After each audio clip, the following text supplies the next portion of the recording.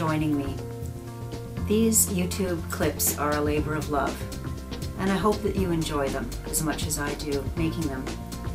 The purpose is to help open up some doors, educate, but if they don't resonate with you, let them go and move on to the next. I hope you will sit back, relax, and enjoy. Thanks for watching.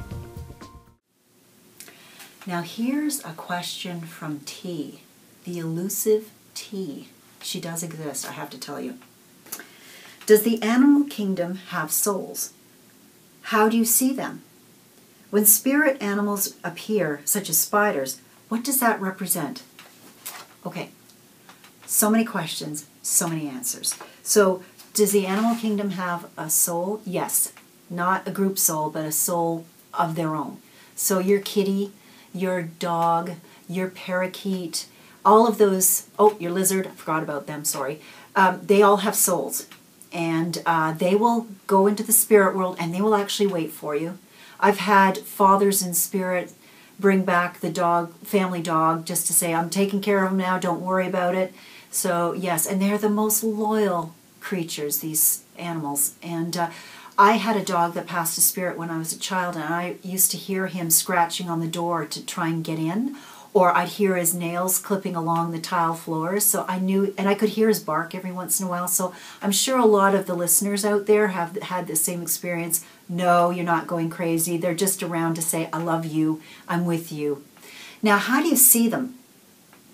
Birds fly.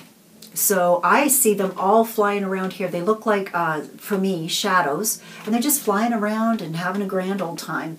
I had a lady who was a bird lover, and she had parakeets. So, of course, the parakeets had to come in and say hello. And I'm doing this, watching them and not giving the reading and thinking, what is this about? I said, there's something flying around. Oh, that's my Jimmy. He was a parakeet. So I actually learned in that moment what that was about. Now, rabbits, gerbils, dogs, cats, they're on the ground because that's where they would be. And sometimes you'll see, you know, like this dark kind of shadow run across the floor, and you think, oh my God, is there an animal in here? And no, it's them just saying, hello, I love you, haven't left you, want to be with you, want to let you know I'm okay. So, and shadow figures are not bad. They just manifest in that way because I guess it's the simplest for them. So yes, they can show themselves. I've had lovely messages from dogs where they say, you haven't put my dish away, and the placemat is still out, and you wash it every week, and thank you so much for remembering me. And did you remember that red ball that I used to love so much? Didn't you see it rolling across the kitchen floor? Why would I know that? The dog is telling me. And how can that happen? Because he doesn't speak English. I don't know how it happens. I just know it.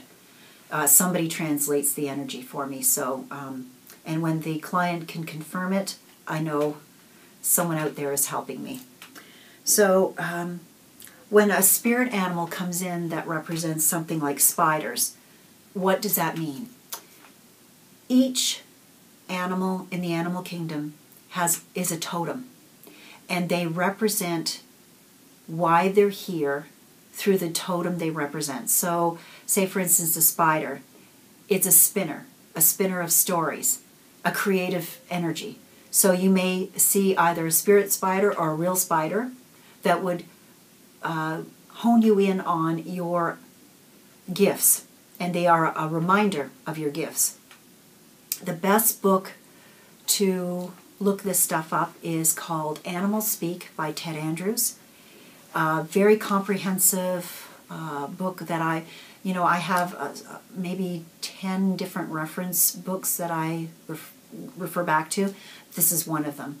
So if you want to know more about the animal kingdom, about what they represent and why they're in your life, check it out.